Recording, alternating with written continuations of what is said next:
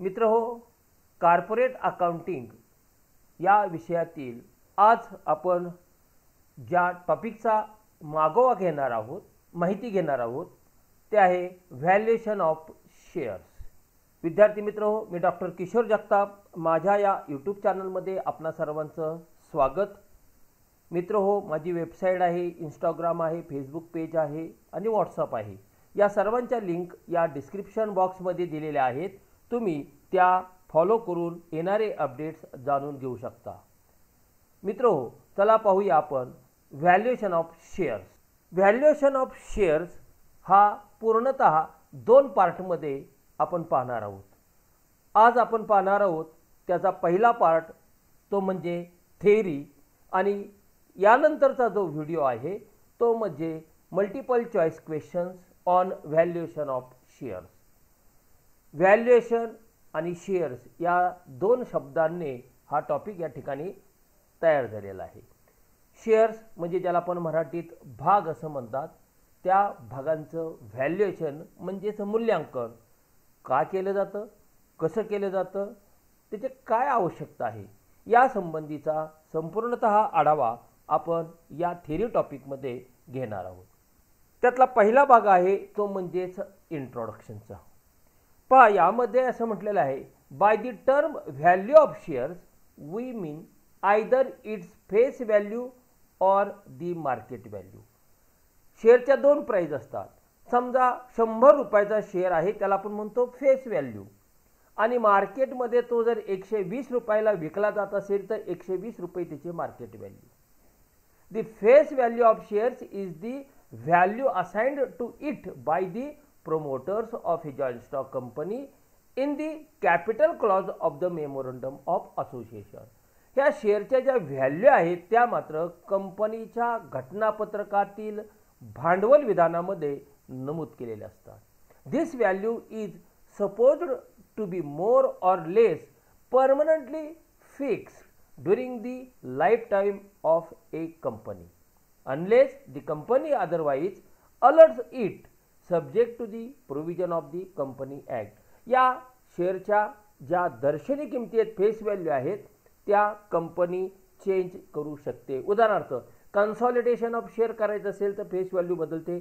सब division करायचं असेल तरी देखील कंपनी त्या पद्धतीने सब डिव्हिजन करू शकते, फेस व्हॅल्यू बदलते. मात्र त्यासाठी कंपनी कायद्याने सांगितलेल्या प्रोविजन अंमलबजावणी करणं आवश्यक आहे. The market value of shares, on the other hand, is the value established by the market force of demand and supply. पहिला पॅरेग्राफ आहे हा फेस व्हॅल्यूच्या संदर्भात पाहिला. आता इथे आपण पाहणार आहोत मार्केट व्हॅल्यू जे शेअर्स आहे त्याची व्हॅल्यू ही कशी निश्चित होते, तर मागणी आणि पुरवठा या अनुषंगाने. उदाहरणार्थ, मागणी प्रचंड आहे आणि पुरवठा कमी आहे, मार्केट व्हॅल्यू वाढणार. मागणी कमी आहे आणि पुरवठा जास्त आहे, मार्केट प्राइस शेअरच्या कमी होणार. म्हणजे डिमांड आणि सप्लायवर तो पूर्णतः भाग या शेअरच्या प्राइसचा अवलंबून आहे. The shares of a public joint stock company coated on the stock exchange. भाग बाजारामध्ये ज्यावेळेस भागांची विक्री केली जाते त्यावेळेस ते या प्राइस फिक्स केलेले असतात, निश्चित केलेले असतात, नोंद केलेली असते. Have a value different from the face value.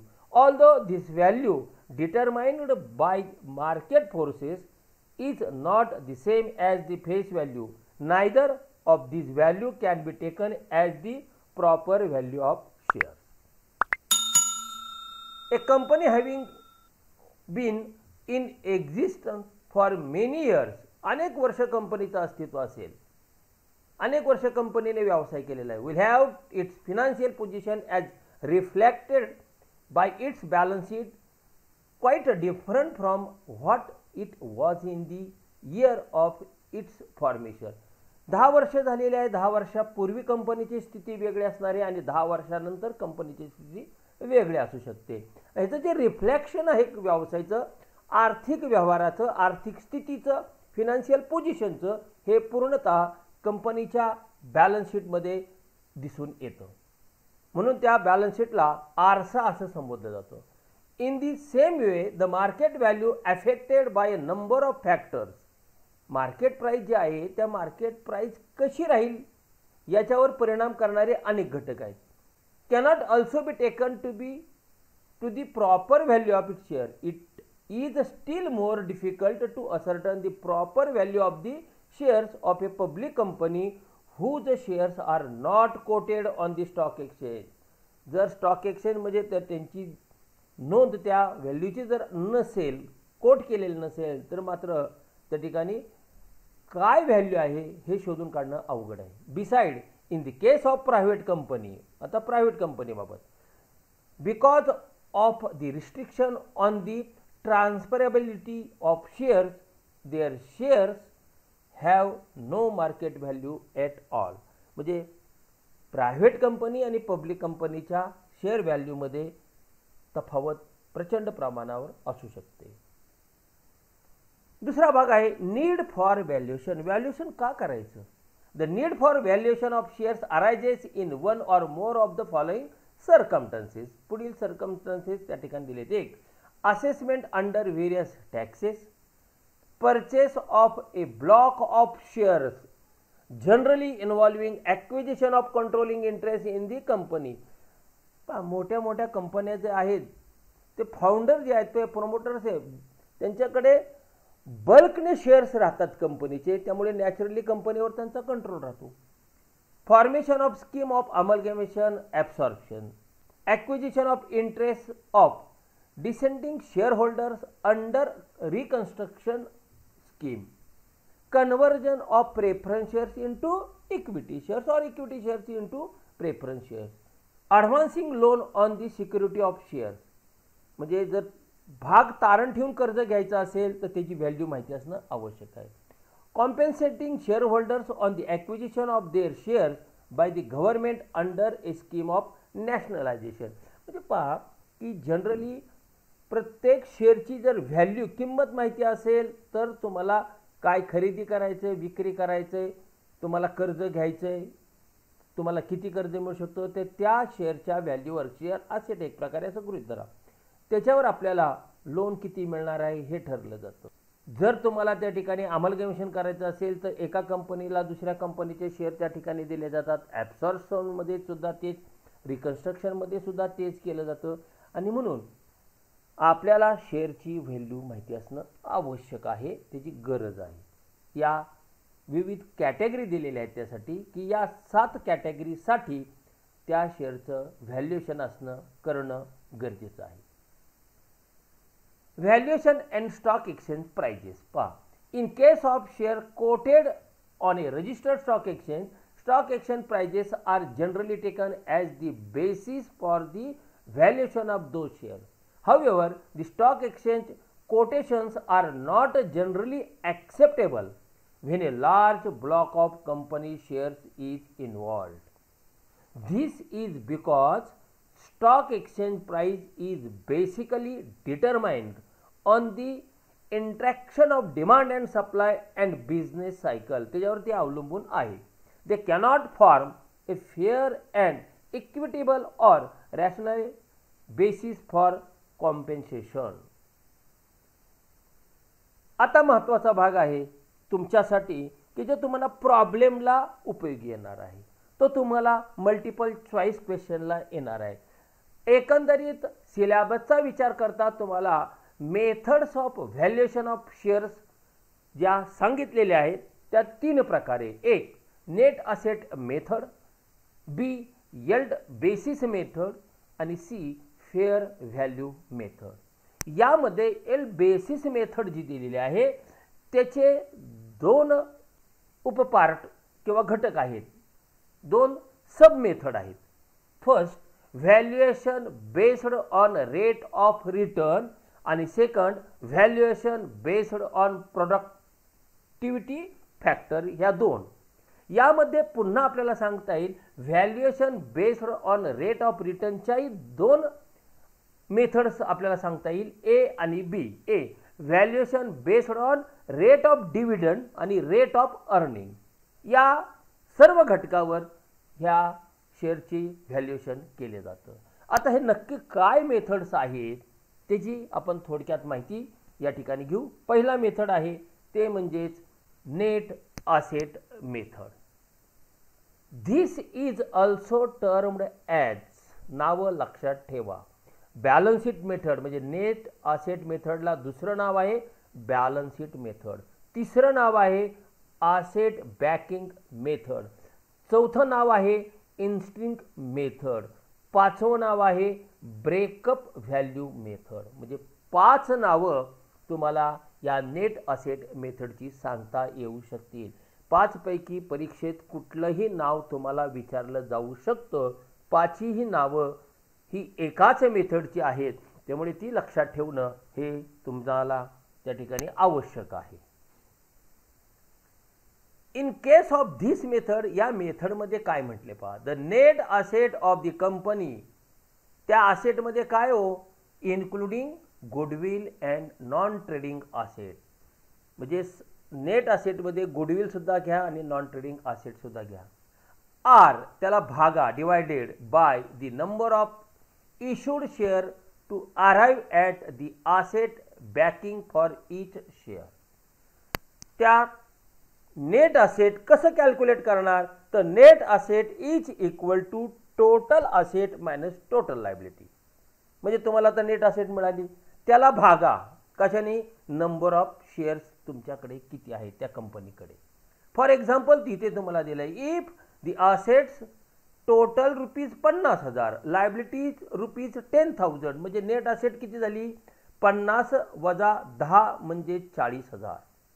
And the number of shares 20,000. The value of each shares according to this method would be ₹2. म्हणजे पहा खाली दिलेले आहे 50,000 वजा 10,000 बरोबर 40,000 भागिले 20,000 म्हणजेच व्हॅल्यू ऑफ शेअर्स ₹2. उदाहरणामुळे तुम्हाला अधिक चांगल्या प्रकारे तो भाग लक्षात येईल. The following point should be kept in the mind while valuing shares according to this method. पुढचे जे काही मुद्दे आहेत ते अतिशय महत्त्वाचे आहेत, लक्षात ठेवा. या मेथडने जर तुम्हाला शेअरची व्हॅल्यू फिक्स करायची असेल तर पहिला मुद्दा, a proper value should be placed on the goodwill of the business. पहिला गुडविलची प्रॉपर व्हॅल्यू तुम्ही फिक्स करा. दुसरा मुद्दा, फिक्टिशियस असेट. आता फिक्टिशियस म्हणजे ज्याला आपण मराठीमध्ये बोगस महसूल म्हणू शकतो. कुठल्या कुठल्या आहेत, preliminary expenses, debit balance of profit and loss account म्हणजेच लॉस, अशा प्रकारचे. इट शुड बी एक्सक्लुडेड, ते काय करा, वगळा, ते घेऊ नका या मेथडमध्ये व्हॅल्युएशन कॅल्क्युलेट करताना शेअरचे. 3, all other asset including non trading asset such as investment. All other asset म्हणजे इन्व्हेस्टमेंट शुड बी टेकन, ते घ्या कशी, at their market value. In the absence of information in the question about the market value of the different asset. जर तुम्हाला प्रॉब्लेममध्ये परीक्षेत किंवा कुठेच जर मार्केट व्हॅल्यू दिली नसेल तर मात्र तुम्हाला बुक व्हॅल्यू हीच मार्केट व्हॅल्यू म्हणून त्या ठिकाणी घ्या. पण 11वी-12वीला तुम्ही फायनल अकाउंट सोडवताना क्लोजिंग स्टॉकची त्या ठिकाणी बुक व्हॅल्यू आणि मार्केट व्हॅल्यू द्यायची. आपण काय करायचो, विच एव्हर इज लेस असं घ्यायचो. इथे तुम्हाला मार्केट प्राइस दिली तर मार्केट प्राइस घ्या, मार्केट प्राइस दिली नसेल तर बुक व्हॅल्यू हीच मार्केट व्हॅल्यू म्हणून गृहीत धरा. Liabilities payable to third party and preference share capital should be deducted. पहा त्या असेटमधून लायबिलिटी ज्या थर्ड पार्टी आहेत त्या वजा करा आणि प्रेफरन्स शेअर कॅपिटल सुद्धा वजा करा त्या असेटमधून. तुम्हाला टप्पे दिले कसं कॅल्क्युलेशन करायचं. फ्रॉम द टोटल असेट, कशातून, तर टोटल असेटमधून. It should be noted that items constitute part of the equity share holders fund. Equity share होल्डरचा फंड म्हणजे कोणकोणते आहेत, general reserve, profit and loss account, credit balance म्हणजेच profit, debenture redemption fund, dividend equalization reserve, contingency reserve, या प्रकारच्या सगळ्या रिझर्व्हला equity share holder fund असं म्हटलं जातं. शुड नॉट बी डिडक्टेड, ते डिडक्ट करू नका. ती जरी लायबिलिटी साईडला असले तरी कारण तो शेअर होल्डर फंड आहे. The net asset so arrived at should be divided by, जे नेट असेट येईल ना आता, म्हणजे पहा टोटल असेटमधून टोटल लायबिलिटी आता आपण इथं वजा केली, आली नेट असेट. या net असेटला should be divided by the number of equity shares to arrive at value of the shares. However, this has to be done only when all shares are equally paid up.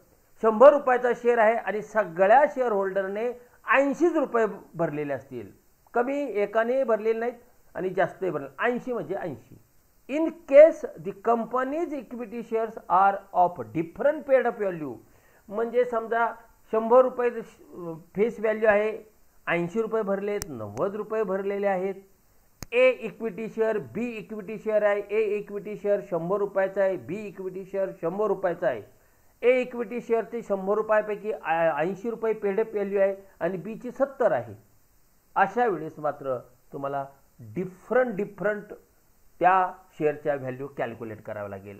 म्हणजे face value वेगळी, paid up value वेगळी, तर तुम्हाला शेअरची value सुद्धा वेगळी काढावी लागेल. म्हणून तिथं म्हटलेलं आहे काय पहा, पुन्हा एकदा वाचतो. However this has to be done only when the shares are equally paid, but in case of the company's equity shares are of different paid up value, the total net asset should allocated to the different paid up value group. म्हणजे जसं a equity share वेगळे काढा, बी equity share वेगळे काढा. each such allocation should be divided by the number of shares in each of such group. कंपनीचे a equity share आणि बी equity share आहेत. A equity share हे 10,000 आहेत आणि बी इक्विटी शेअर 20,000 आहेत. तर एची व्हॅल्यू काढताना 10,000ने भागायचं आणि बी इक्विटी शेअरची व्हॅल्यू कॅल्क्युलेट करताना 20,000ने भागायचं. वेगळा ग्रुप येतो, एचा वेगळा, बीचा वेगळा. दोन्ही इक्विटी शेअर्सच आहेत, पण एक कुठले आहेत, ए कॅटेगरीचे, दुसरे बी, म्हणून ग्रुप वेगळा, व्हॅल्यू वेगळी. Thus, the value of the equity shares according to this method can be found out as follow. खालील पद्धतीने तुम्हाला ते कॅल्क्युलेट करता येईल. म्हणजे वर जी थिअरी सांगितली तीच इथे टेबलमध्ये सांगितली. पहा, गुडविल ॲज व्हॅल्यूड जे आहे ते शेवटच्या कॉलममध्ये घ्या, इन्व्हेस्टमेंट ॲट मार्केट व्हॅल्यू ते घ्या, other asset at market value ते घ्या, या तिन्हींची टोटल घ्या. टोटल असेट येईल, टोटल असेट, नेट असेट नाही, टोटल असेट. त्यातून लेस करा debenture, account payable, other liability, preferential capital, हे 4 घटक त्यातून वजा करा जे लाल अक्षराने दिले. या टोटल असेटमधून या लायबिलिटी वजा केल्या की तुम्हाला तिथे पहा ब्ल्यू अक्षरामध्ये net asset available for equity share holder ते आलेलं आहे. त्याला भागा कशाने, नंबर ऑफ इक्विटी शेअर्सने, म्हणजे एकाला 2ने भागा, व्हॅल्यू ऑफ इक्विटी शेअर तुम्हाला मिळेल. म्हणजे वरच्या निळ्याला खालच्या हिरव्याने भाग घेतलं की तुम्हाला इक्विटी शेअरची व्हॅल्यू प्राप्त होईल. जो थिअरी भाग सांगितला आहे तोच इथे टेबलच्या स्वरूपात अधिक समजण्यासाठी तुम्हाला दिलेला आहे. दुसरा एल बेसिस मेथड. आता ही दुसरी मेथडकडे जाऊ आपण की ज्यामध्ये 2 सब मेथड आहेत, त्यातल्या पहिल्या मेथडचे पुन्हा 2 सब मेथड आहेत. त्यामुळे एक एक क्रमशः जाऊ. Yield basis of valuation may take any of the following 2 form. पहा 2 पद्धती कुठल्या, value based on rate of return आणि value based on productivity factor, हे 2. आता त्यातला पहिला भाग जो आहे त्याचा आपण विचार करू आणि नंतरच्या दुसऱ्याचा. पहिला, valuation based on rate of return. The term rate of return refers to the return which a shareholder earned on his investment. मी जर एका एक्स कंपनीचे शेअर घेतलेले असेल, 100 रुपयाचा एकच घेतला आहे, मला डिव्हिडंड त्या ठिकाणी जर 10% मिळत असेल तर नॅचरली 10 रुपये माझे रेट ऑफ रिटर्न्स आहे. मी जे इन्व्हेस्टमेंट केली त्याच्यापासून मला अर्निंग काय झालेलं आहे त्याला आपण रेट ऑफ रिटर्न म्हणतो. It may further be classified. आता ही मेथड 2 भागात विभागलेली आहे, रेट ऑफ डिव्हिडंड आणि रेट ऑफ अर्निंग. डिव्हिडंडनुसार डिव्हिडंडच्या किमती कमी झाल्या वाढल्या, कमी झाल्या वाढल्या की शेअरच्या किमती कमी जास्त होतात. रेट ऑफ अर्निंग कमी जास्त असेल तर शेअरच्या व्हॅल्यू कमी जास्त आहे. त्यामुळे 2 वेगवेगळे भाग इथे पाहतोय. त्यातला A valuation based on rate of dividend. This method of valuation is particularly suitable for valuing small block of shares. कशाचे, स्मॉल ब्लॉक. आणि rate of earning big block of shares. हे फरक या दोन्हीमध्ये. The value of shares according to this method can be found out by applying the following formula. पुढील पद्धतीचा formula आहे तो त्या ठिकाणी वापरा. काय? Paid up value of shares. Paid up value काय आहे? गुणिले पॉसिबल रेट ऑफ डिव्हिडंड, गुणाकार करा आणि त्याला भागा normal rate of dividend. For example तुम्हाला दिले पहा, if the paid up value of shares is ₹80, 80 paid up value आली का तिथे. The normal rate of return 10%, त्याने भागायचे आपल्याला. अँड दी पास्ट रिझल्ट, भूतकाळामध्ये असं दिसतंय, shows that the company will pay a dividend of 10% in future. The value of shares according to this method will be arrived at as follows. म्हणजे paid up value of shares 80 गुणिले possible rate of dividend किती होता? 12%. त्याला भागाकार करा 10%ने. तुम्हाला जी रक्कम येईल ती ₹96. That is the value of shares under this method. That is rate of dividend. आता valuation based on rate of earning. आता डिव्हिडंड पहिला तर earning. This method of valuation is particularly suitable for valuing a large block. मग असे small block होता, आता large block of the company share. A big investor is more interested in what the company earns and not simply in what the company distributes. This is because the rate of earning of the company explain. ते सांगते earning rate काय सांगतोय पहा. The effective utilization of the company's assets. काय सांगतोय? कंपनीच्या asset कशा परिणामकारकरित्या त्या ठिकाणी वापरल्या जात आहे हे रेट ऑफ अर्निंग सांगतोय. In case the company does not distribute 100% of its earning among the shareholders, it as a matter of fact strengthens the financial position of the company. The value of shares according to this method can be calculated by the following formula. पुढे formula दिला आहे. Paid up value of shares गुणिले possible earning rate भागिले normal earning rate. मग अशी आपण dividend, आता इथं अर्निंग, फरक तेवढाच आहे. If the paid up value of the shares is ₹80, घेतला आपण 80. नॉर्मल अर्निंग रेट 16 भागायचे त्याने. And the company's past performance shows that it is expected to earn at 20% in future. 80 paid up व्हॅल्यूला पॉसिबल अर्निंग रेट 20ने गुणा भागा 16ने. 20% म्हणा 16% म्हणा, एकच भाग आहे. 20 भागिले 16 येईल ते त्या शेअरची value ₹100. The valuation of shares yield basis require determination of normal rate of return, dividend or earning as the case may be. दोन्हीपैकी कुठलेही. Such normal rate is determined in the same way as in case of goodwill. Same way त्या ठिकाणी गुडविलची जी आहे त्या पद्धतीने. However the following additional factors must also be kept in mind. एक, restriction on transfer of share. If the restriction are more it will increase the normal rate while less restriction will decrease the normal rate. Normal रेटवर शेअरच्या price अवलंबून आहेत. तो कधी increase होतो कधी decrease होतो तो भाग इथे दिला आहे. 2, disability attached to shares.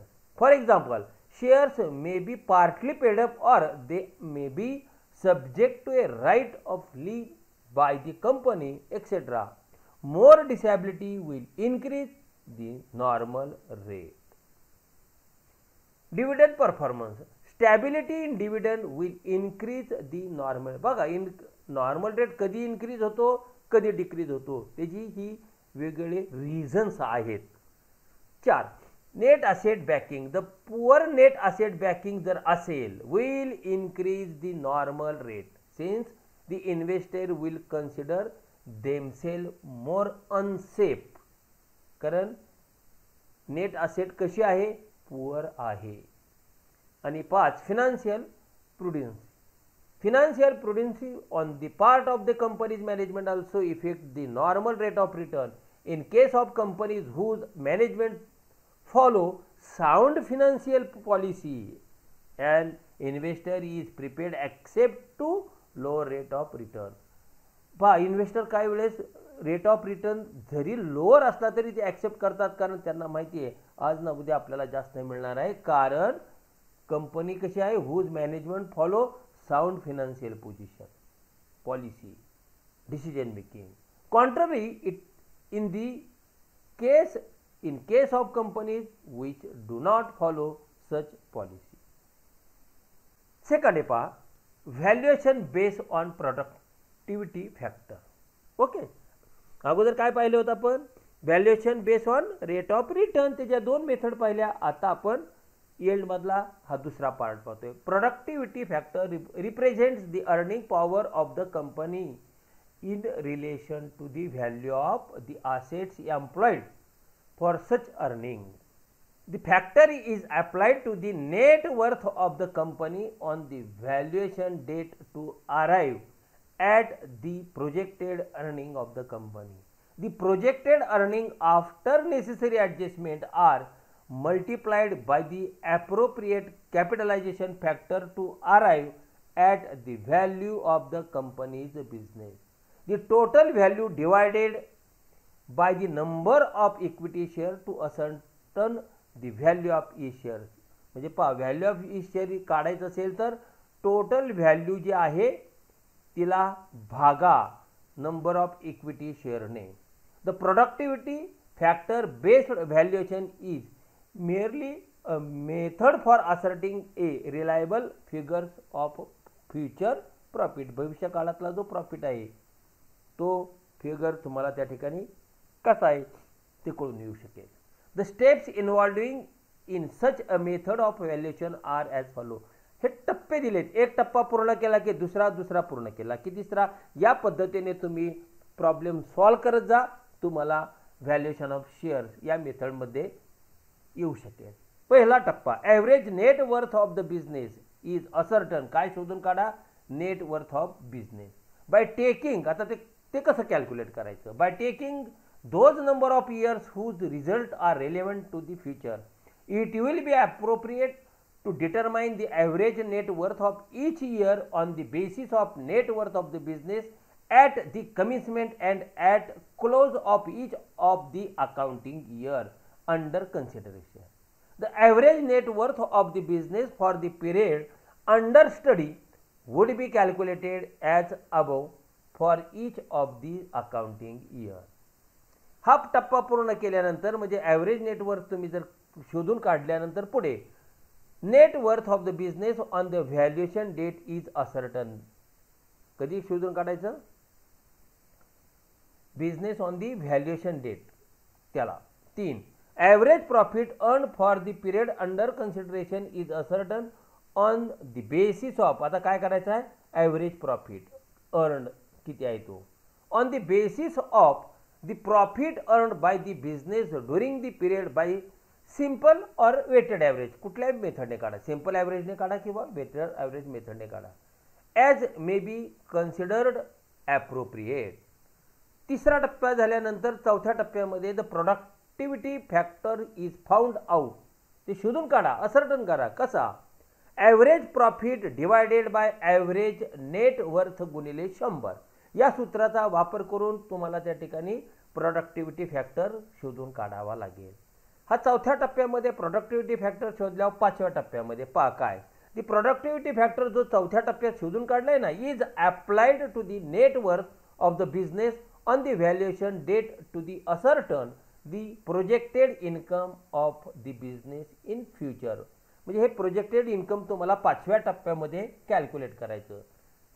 आता सहाव्या टप्प्यात काय कॅल्क्युलेट करायचं, द प्रोजेक्टेड इन्कम जे तुम्ही पाचव्या टप्प्यात कॅल्क्युलेट केले ना, so calculated is adjusted further by making appropriations for replacement, tax, rehabilitation of plant and equipments, under utilization of productivity capacity, effective of restriction on monopoly and dividend on preference share. Thus the profit available for the equity shareholders are ascertain.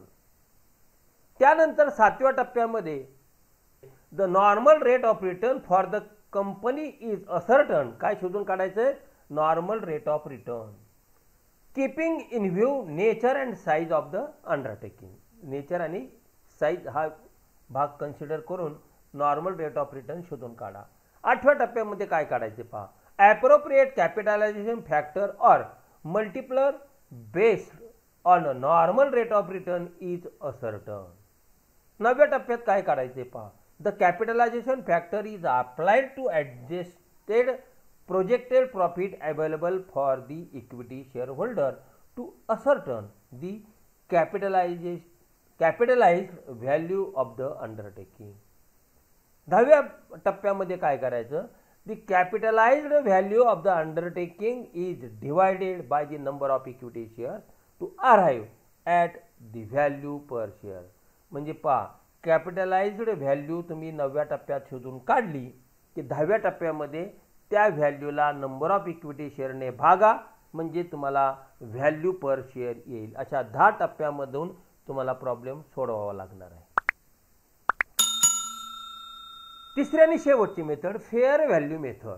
The fair value of shares is the average of average दोन मेथडचं value obtain by the net asset method and the yield value method. या दोन मेथडचं average. This is of course no valuation but a compromise formula for bringing the parties to an agreement. However, it is recognized government circles for valuing shares of investment companies for wealth tax purpose. त्याचं सूत्र दिले. Fair value of shares म्हणजे काय. Net asset value मेथडने येणारी value अधिक yield value मेथडने येणारी value या दोन्हींची बेरीज करा.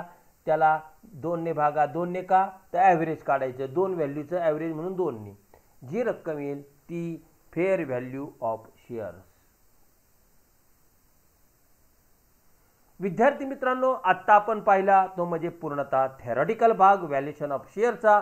पुढील भागामध्ये आपण पाहणार आहोत याच टॉपिकवरचे मल्टिपल चॉईस क्वेश्चन. ते कसे असणार आहेत याची उत्सुकता तुम्हाला निश्चित लागलेली असेल तर त्यासाठी तुम्हाला पुढील व्हिडिओपर्यंत थांबणं आवश्यक आहे. विद्यार्थी मित्रांनो, व्हिडिओ आवडला असेल तर निश्चितपणे लाईक करा. आपल्या सर्व विद्यार्थी मित्रांना तो शेअर करा आणि ज्यांनी अजूनपर्यंत चॅनलला सबस्क्राईब केलं नसेल त्यांनी त्वरित चॅनलला सबस्क्राईब करा. चॅनलला सबस्क्राईब केल्यामुळे तुम्हाला भूतकाळातले सगळे व्हिडिओ तर मिळतीलच परंतु येणारे सगळ्या व्हिडिओचे नोटिफिकेशन तुमच्या मोबाईलवर येईल. फक्त सबस्क्राईब करू नका तर ते सबस्क्राईब केल्यानंतर बेल बटन दाबा. फक्त सबस्क्राईब केलं तर तुम्हाला नोटिफिकेशन येणार नाही पण त्या सबस्क्रिप्शनच्या समोरचं बेल बटन आहे ते प्रेस केलं तरच तुम्हाला नोटिफिकेशन प्राप्त होईल. त्यामुळे बेल बटन दाबायला विसरू नका. माझा व्हॉट्सअप आहे, इंस्टाग्राम आहे, फेसबुक पेज आहे आणि स्वतःची वेबसाईट आहे. त्याचप्रमाणे माझा हा इथे ईमेल दिलेला आहे. तुम्ही कुठल्याही माध्यमातून माझ्याशी संपर्क साधू शकता. तर विद्यार्थी मित्रांनो, आपण पुढील भागामध्ये पाहणार आहोत व्हॅल्युएशन ऑफ शेअर. धन्यवाद.